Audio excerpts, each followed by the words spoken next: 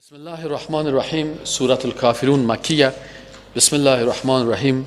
وقتی کافرها آمدن، مشرکین پیش رسول الله صلی الله علیه و سلم، همیشه کافرها و مشرکا و بدعتکارا عادت داره که شما مردمای روشن فکر نیستین، گزاره نمیکنین، بیاین که ما در مجلس های ما بشینین. مردمای بیدین همیشه اگه در مجلس ما بیاین، در پروگرام ما بشینین، در جلسات ما بشینین، باز شما خوب مردم هستین.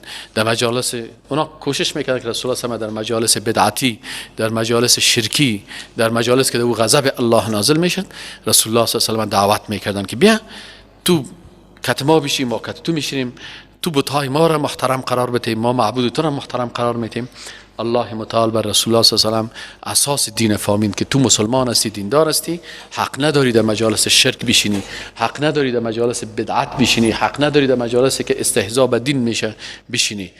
برش گفت که بسم الله الرحمن الرحیم، قل بگو ای رسول الله صلی الله علیه و آله یا ایها الکافرون، ای کافران، لا اعبد ما تعبدون، ما عبادت نمی کنم با آنچه را که تعبدون شما عبادت میکنین، ولا انتم و نه هم شما عابدون عبادت میکنین ما آنچه را که اعبد و من عبادت میکنم، ولا انا و نه هم من عابدون عبادت کننده هستم ما آن مخلوقاتی را، بتهایی را که عبدتم شما عبادت میکنین، ولا انتم عابدون و شما هم واقعا عبادت نمیکنین ما او ذاتی را که اعبد و من عبادت میکنم.